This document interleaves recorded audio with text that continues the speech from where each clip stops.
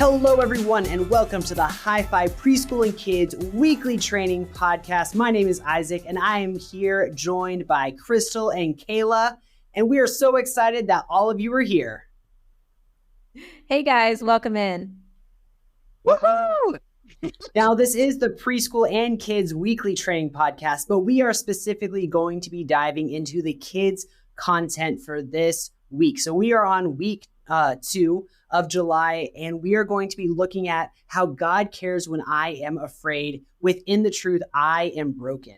As we talk about feeling afraid, kind of just wanted to open up a silly question with maybe having some silly answers. So, Crystal, Kayla, what is something that you are afraid of that other people may find a little bit strange or silly? Ooh, okay. So about me in general, I am afraid of all the things. So I feel like if someone asks me like, what are you afraid of? I immediately have like a huge list. Maybe you guys can relate. But something that I am afraid of that some of you might find strange or silly, I am afraid of a snake coming through a drain pipe in my bathroom, in my toilet, or in my bathtub. I just don't like the idea. And I'm afraid of a little creature greeting me. And yeah, that's where I am. Maybe you find it silly. Maybe you think that's ridiculous, but it crosses my mind. So now I just have a new fear. You're welcome.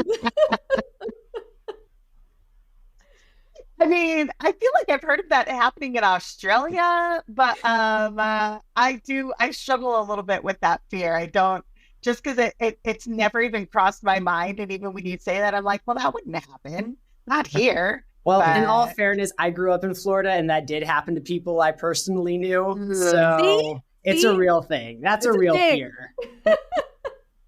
That's so funny. Well, mine is also, I have a couple creature fears, but my top two are frogs and birds. I am deathly afraid of both of those creatures.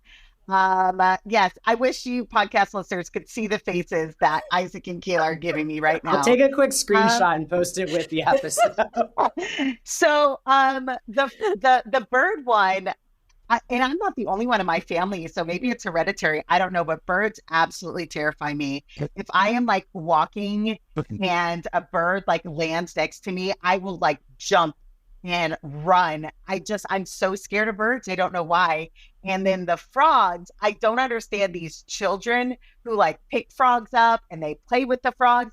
I once saw somebody put a frog on somebody else's head, and I, again, ran away screaming. I am terrified of frogs and birds. If any of you come to Etch, ask me the story about the frog in Costa Rica, and I would love to tell you the story about this tree frog. We're not going to do it right now. We're not going to do it right now. All right. You heard her. Come to Etch this fall and ask her about the frog in Costa Rica. Yeah, I can't wait to hear about that. Wow. Well, we all have some things that we are afraid of. Some of them may be a little bit sillier or stranger than others, but there are all things that we are afraid of. And this week is all about how God cares when we feel afraid. As we unpack the truth of I am broken, we're talking about how there are things that we feel, but through God, we can bring those fears. We can bring that loneliness. We can bring that sadness to Him. And this week is all about what we can do when we feel afraid. So Nikki Nevada and the news team is back at it, talking about some of their fears. We have our friend Dakota. He's rock climbing, and he's going to be talking about some of his fears. But through all of that, we get to unpack Psalm 23 of how the Lord is our shepherd.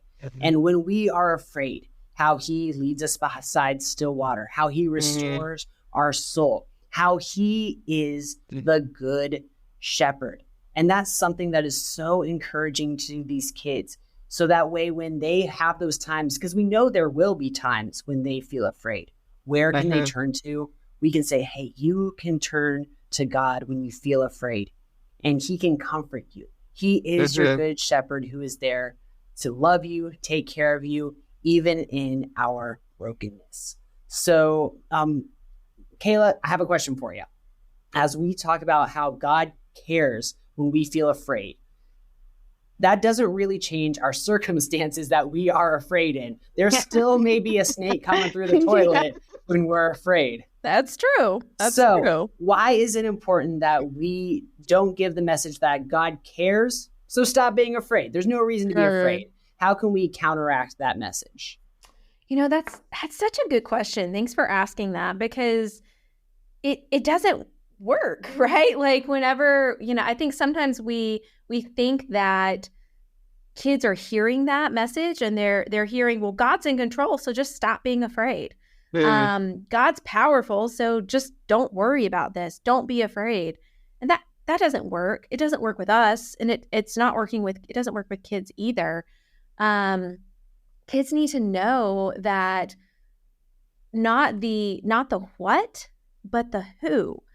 And so as we teach kids about who God is, it's so valuable and important that we move away from, well, don't X, Y, and Z, and remember 1, 2, and 3. Remember this about who God is. And because our fears have a way of making our worlds small, right? We fixate and we focus on the situation, on the circumstance. And what we need to do is to turn our focus from inward or from looking at our circumstances around us to up, and to understand who God is. Because you're absolutely right. The circumstance may not change. The cancer may not go away. The hard time that your kid is going through with a divorce may not be resolved or rectified in the way that they think it's going to be or want it to be. And yet, God is still in control. He is still powerful. He's still good. He's still loving. He is still where we can go to for peace and security. So as we struggle with the fear, it's not helpful to say, okay, just stop being afraid. What's helpful is to increase our view, increase our understanding, not to focus so deeply on our circumstance, but remember what is true about God and how He sees our circumstance, how He cares about us more than we even care about ourselves, how He loves us more than we can fathom or understand. And yet we live in a broken world, so we are going to experience fear. It's a reality that none of us can escape. But what matters is how we as followers of Jesus respond to that fear, that we do so trusting in who God is, believing that God is who He says He is, turning our eyes and our attention and our focus on the identity of who God is and His character, and letting that shape how we see our circumstances rather than focusing and making our world smaller and worrying about the circumstance at hand, trying to change it. We need to change our viewpoint and shift to where we're focusing on God. Kayla, that is so good. And I'm so excited that kids get to hear that message this week, that they get to be reassured that even when they don't understand, God is in control and we can trust Him no matter what. And that is such a good message for them. But honestly, that's a good message for me this week. And that's also a good message for some of the volunteers that we have in our ministry and some of the leaders out there. So, Crystal, how can this message really apply to everyone, not just the kids in our ministry? Yeah, I really hope that our listeners know that the reason that we have so many things for you leaders to share with your volunteers, we give you highlight of the week, we give you email templates, we give you a huddle, is because we know how important it is for kids ministry directors, leaders, pastors to not just be investing in kids, but to be investing in the people that are serving in your ministry. And this is just this week especially, I think, is so relevant for what our volunteers are going through. Fear isn't something that I think we're ever cured of. It's nothing that ever goes away. Even when you love Jesus with your whole heart, living in this broken world, we still experience fear. And so I think that this is such a great opportunity for leaders to just engage with their volunteers in caring conversations, doing check-ins about what is going on in your life. How can I be praying for you? And when they share things with us, again, the same with kids, sometimes we want to just offer a slew of solutions, a slew of ideas, but this isn't about solutions. This is about having a heart that turns to God to say, I'm going to trust you with this thing that I'm afraid of, with these feelings that I'm feeling, with this circumstance that I'm in. I want things to go a certain way, and I want to be in control, but really to just lay those things down before the Lord. And so leaders can use this week as an opportunity to have those conversations with the teen leaders that they have, with the adult leaders that they have. It is a great chance for us to care, not just for what our people are teaching and leading, but who our people are. And so I would definitely just encourage every leader listening to this. How can you connect with leaders this week to really care for them and to bring this topic up in a way that says, I care about you, I care about what's going on. How can we turn to the Lord together? That is so good, Crystal. I know that as I've prepared to talk about this, of how God is he cares when I feel afraid, even in the brokenness that I am in, even when I don't know what's happening in the future. God is present, and he is my comfort. He is my salvation. He is my rock, and he is there with me. And I can trust that because of what he's done in the past and what I know he will do in the future.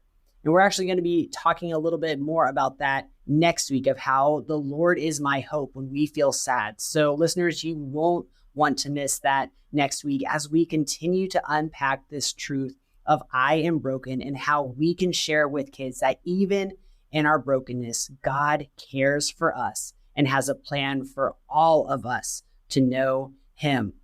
So you do not want to miss next week. We mentioned Etch and how Crystal is going to be telling some riveting stories at Etch this week. We do not want you to miss Etch. It is September 30th through Wednesday, October 2nd. We would love to see you all there. But until next week, we'll talk to you later. Bye.